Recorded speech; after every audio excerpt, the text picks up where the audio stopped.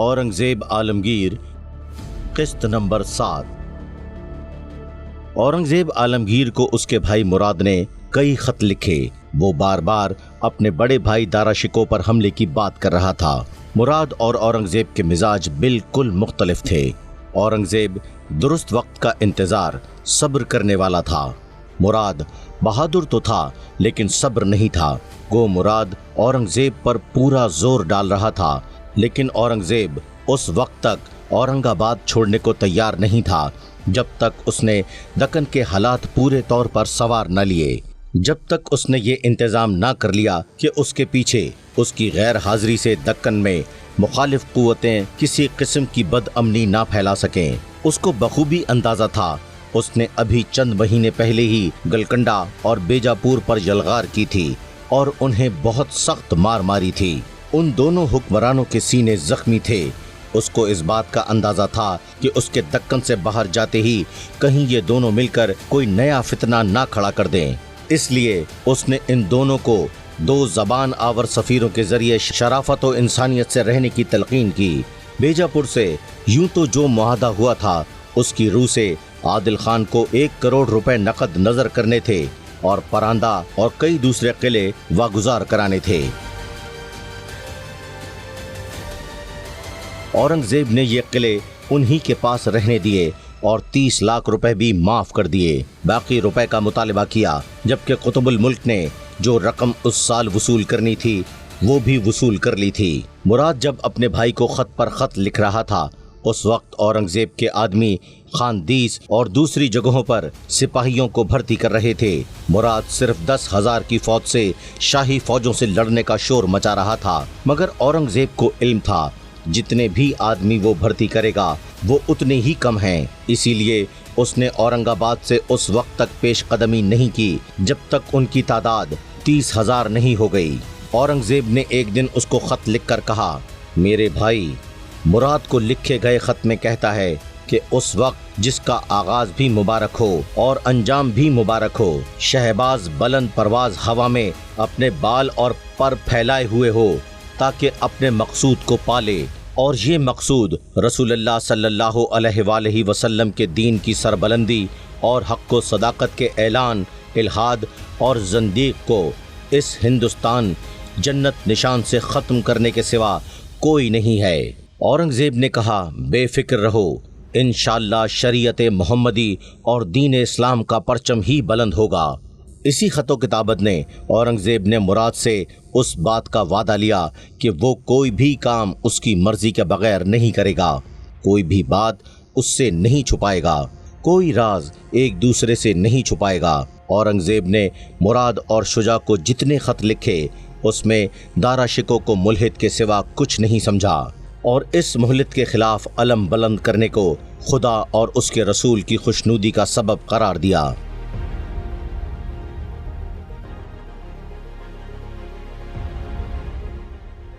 औरंगजेब आलमगीर और दारा शिकोह दो अलग अलग मकतब से ताल्लुक़ रखने वाले थे।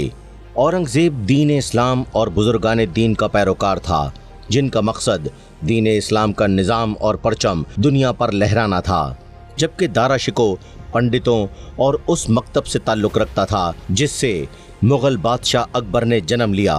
वो इस्लाम में रसूमात शामिल करके उसको बिगाड़ना चाहता था। वो हिंदुस्तान में ऐसा मजहब राइज करना चाहता था जो मुग़ल बादशाह अकबर ने किया, जिससे न सिर्फ मुसलमानों को नुकसान पहुंचा बल्कि दीन इस्लाम में बिगाड़ पैदा किया।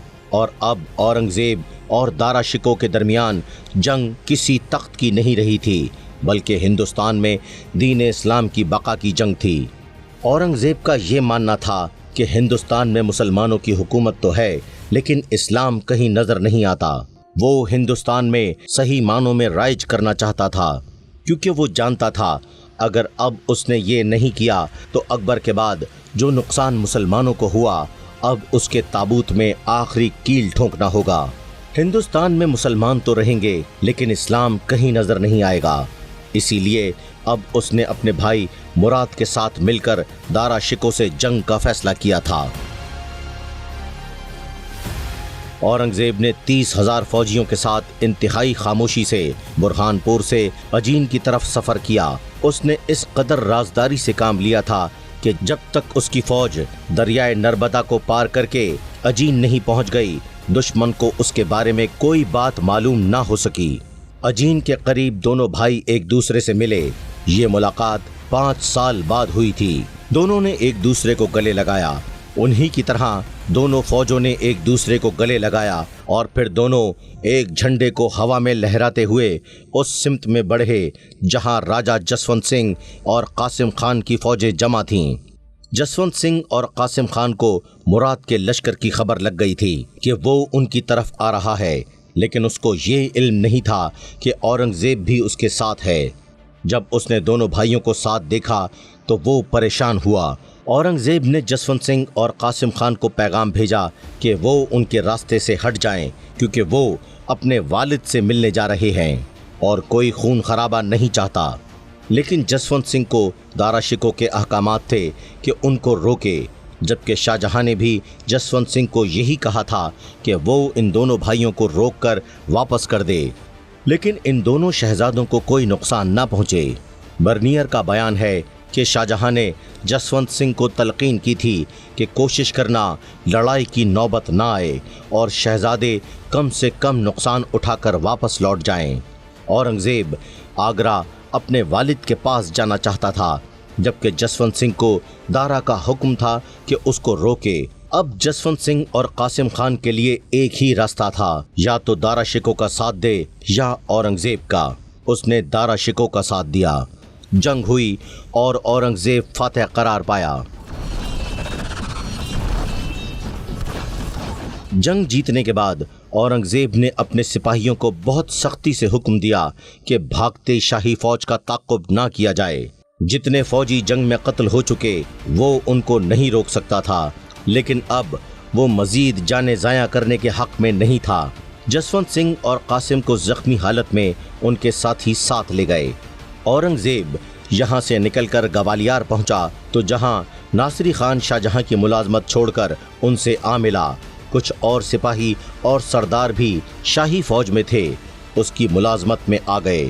یہاں اورنگزیب کو اطلاع ملی کہ دارا ایک بڑی فوج کی قیادت کرتا دھولپور آن پہنچا ہے۔ دارا نے دریائے چمبل کی گزرگاہوں پر قبضہ کر لیا ہے، توپ خانے نصب کر دیے گئے اور اس طرح اورنگزیب اور مراد کی پیش قدمی کی ساری راہیں روک دی گئیں، جس پر دارا شکوہ بہت خوش تھا۔ لیکن اورنگزیب کو جب یہ پتا چلا تو اس نے اپنی سپاہ میں فوراً ایسے آدمی کی تلاش کا حکم دیا جو ان راستوں کو جانتا ہو اور فوج کی رہنمائی کرتا ایسی گزرگاہ پر لے جائے جہاں دشمن سے ٹکراؤ کا خطرہ نہ ہو۔ اس علاقے کا ایک زمیندار تھا جس نے اورنگزیب اور اس کی فوجوں کو ایسی گزرگاہ کا پتہ دیا جہاں دریا کا پانی گھٹنوں گھٹنوں تک تھا اور جہاں سے پہلے کوئی فوج پار نہیں اتری تھی۔ اورنگزیب نے 3 سپہ سالاروں کی سربراہی میں توپ خانے روانہ کر دیے اور حکم دیا کہ اس دریا پر قبضہ کر لیا جائے۔ دوسرے دن اورنگزیب خود بھی باقی فوج کے ساتھ اس مقام پر پہنچ گیا۔ اب اورنگزیب کے لیے آگرہ کی راہ کھلی ہوئی تھی۔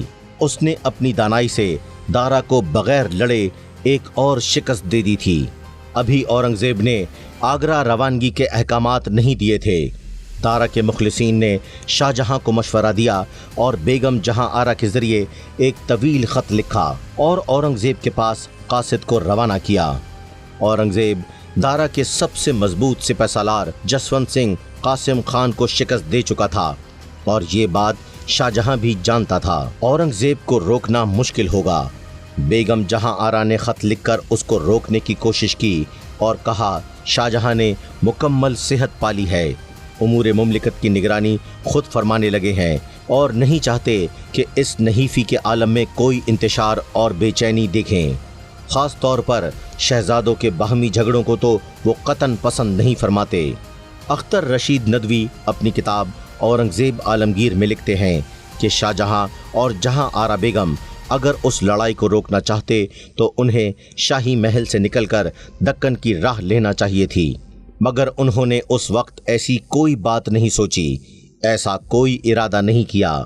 حالانکہ بھرے دربار میں مغل داناؤں اور بڑے سیاستدانوں نے بڑے ادب کے ساتھ دارا سے درخواست کی تھی خدا کے لیے لڑائی نہ لڑے، شہزادوں کو آگرہ آنے دیجیے۔ خود یہیں اس وقت دارا نے تلوار میان سے نکال کر ان سب کی بے عزتی کی اور راجہ چترسال اور اس کے راجپوتوں پر فخر کرتے ہوئے وعدہ کیا تھا، اگر آپ لوگ میرا ساتھ نہ بھی دیں تو بھی میں چترسال اور اس کے راجپوتوں کے ساتھ ان دونوں سے لڑوں گا اور ان کے منہ توڑ ڈالوں گا۔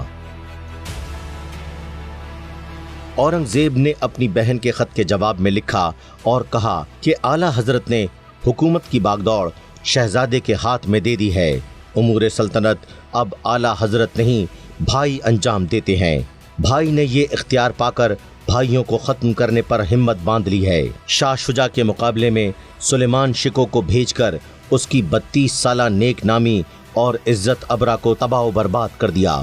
پھر اپنا ذکر کرتے ہوئے لکھا، میرے حال پر اعلیٰ حضرت نے بڑے بھائی کو جو توجہ دی ہے وہ آپ کو معلوم ہے۔ بیجاپور پر انہوں نے جو میرے ساتھ کیا ہے وہ کوئی دشمن بھی نہیں کر سکتا۔ گلبرگہ کا محاصرہ ختم کے قریب ہو چکا تھا، محصورین کے حوصلے ٹوٹ چکے تھے۔ ان کی طرف سے پیشکش کی بات شروع تھی کہ بڑے شہزادے دارا شکو نے امرائے شاہی کو میری اجازت کے بغیر بلا کر ہزاروں مصیبتوں میں پھنسا دیا اور حاکم بیجاپور کو تسلی و تالیف قلب مقرر کیا۔ انہوں نے حاکم بیجاپور کو شفقت بھرا پیغام پہنچا کر میرا دشمن بنا دیا۔ یہ تو اللہ کا کرشمہ تھا کہ میں اس مصیبت کے بھنور سے نکلا اور ہزار دشواری کے ساتھ دشمنوں کے گھیرے سے نکل کر جائے پناہ تک پہنچا۔ پناہ خدا، اگر کچھ ہو جاتا تو کتنی بڑی ذلت اور رسوائی کی بات تھی۔ اس نے جسونت سنگھ کی شکایت کی، جسونت سنگھ پر لازم نہیں، وہ مجھے جہاں پناہ تک آنے سے نہ روکتا۔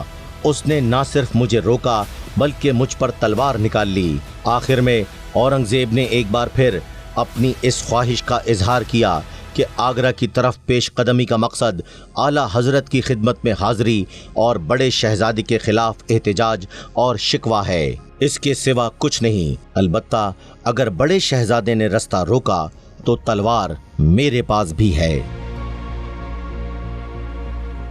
یہ رمضان کا مہینہ تھا۔ اسلامی تاریخ 1059 ہجری تھی، جبکہ ایک طرف سے دارا ساری مغل فوج لاتعداد ہاتھیوں اور ایک بہت بڑے توپ خانے کے ساتھ سمو گڑھ کے تپتے ریگزار میں پہنچا، اور دوسری طرف سے اورنگزیب اور مراد نے وہاں پہنچ کر دم لیا۔ امریکی مورخ کتاب اورنگزیب دی مین اینڈ دی متھ کی مصنف آڈرے ٹرسچکی کہتی ہیں، در حقیقت دارا شکو مغل سلطنت کو چلانے یا جیتنے کی صلاحیت نہیں رکھتے تھے۔ ہندوستان کے تاج کو حاصل کرنے کی جد و جہد میں بیمار بادشاہ کی حمایت کے باوجود دارا شکو اورنگزیب کی سیاسی سمجھ اور تیزی کا مقابلہ نہ کر پائے۔ اطالوی مورخ نکولا منوچی نے اپنی کتاب اسٹوریا ڈومو گور میں اس لڑائی کو بہت عمدہ انداز میں بیان کیا ہے۔ منوچی لکھتے ہیں، دارا کی فوج کے پاس پیشہ ور فوجی نہیں تھے، ان میں سے بہت سے یا تو نائی تھے یا قصاب یا عام مزدور تھے۔ دارا نے دھوئیں کے بادلوں کے بیچ میں اپنے گھوڑے کو آگے بڑھایا، بہادر دکھائی دینے کی کوشش کرتے ہوئے اس نے حکم دیا کہ نقارے بجتے رہیں۔ اس نے دیکھا کہ دشمن ابھی کچھ فاصلے پر تھا، اس کی طرف سے نہ تو کوئی حملہ ہوا۔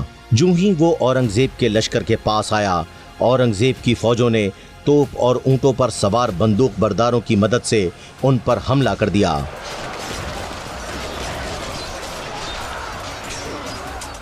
دارا اور اس کے سپاہی اس اچانک حملے کے لیے تیار نہیں تھے۔ منوچی مزید لکھتے ہیں، جب اورنگزیب کی فوج کے گولوں نے دارا کے سپاہیوں کے سر اور دھڑ اڑانے شروع کیے تو دارا نے حکم دیا کہ اورنگزیب کی توپوں کا منہ توڑ جواب دینے کے لیے ان کی توپوں کو بھی آگے لایا جائے، لیکن یہ جان کر ان کے پیروں تلے زمین کھسک گئی کہ آگے بڑھنے کے چکر میں ان کے فوجیوں نے اپنی توپیں پیچھے چھوڑ دی ہیں۔ جدو ناتھ سرکار نے اورنگزیب کی سوانح عمری میں اس جنگ میں دارا کی شکست کو بھی بیان کیا ہے۔ سرکار لکھتے ہیں، گھوڑے پر 4-5 میل بھاگنے کے بعد دارا شکو تھوڑا سا آرام کرنے کے لیے ایک درخت کے نیچے بیٹھ گیا۔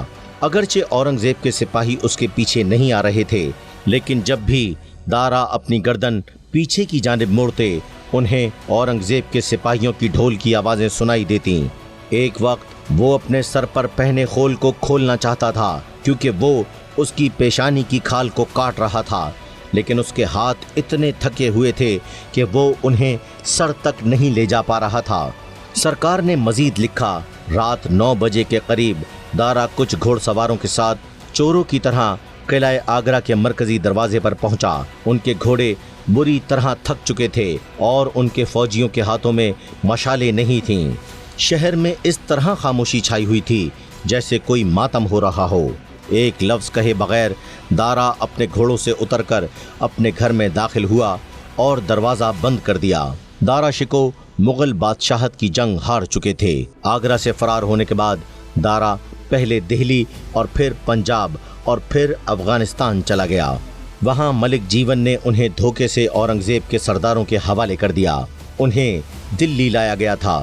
فرانسیسی مورخ فرانسوا برنیئر نے اپنی کتاب ٹریولز ان مغل انڈیا میں لکھتے ہیں، دارا ایک چھوٹے 14 سالہ ہاتھی کی پشت پر بیٹھا تھا۔ اس کے پیچھے اس کا سپہ سالار ایک اور ہاتھی پر سوار تھا۔ اورنگزیب کا غلام نظر بیگ ننگی تلوار لے کر ان کے پیچھے چل رہا تھا۔ اسے حکم دیا گیا تھا اگر دارا بھاگنے کی کوشش کرتا ہے یا کوئی اسے بچانے کی کوشش کرتا ہے تو فوری طور پر اس کا سر قلم کر دیا جائے۔ اطالوی مورخ نکولائی مانوچی نے اپنی کتاب اسٹوریا دو موگور میں لکھا ہے، دارا کی موت کے دن اورنگزیب نے ان سے پوچھا تھا کہ اگر ان کے کردار تبدیل ہو جائیں تو وہ ان کے ساتھ کیا کریں گے۔ دارا نے جواب دیا کہ وہ اورنگزیب کے جسم کو 4 حصوں میں کٹوا کر دلی کے 4 اہم دروازوں پر لٹکوا دیں گے۔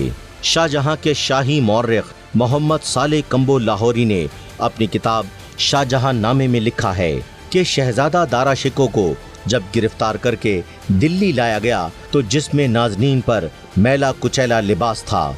یہاں سے اسے نہایت سرگردانی اور برگشتہ بختی کی حالت میں ہاتھی پر سوار کر کے خضر آباد پہنچایا گیا۔ کچھ عرصے تنگ و تاریک گوشے میں مقیم رہا کہ تھوڑے ہی دنوں میں قتل کیے جانے کا حکم صادر ہوا۔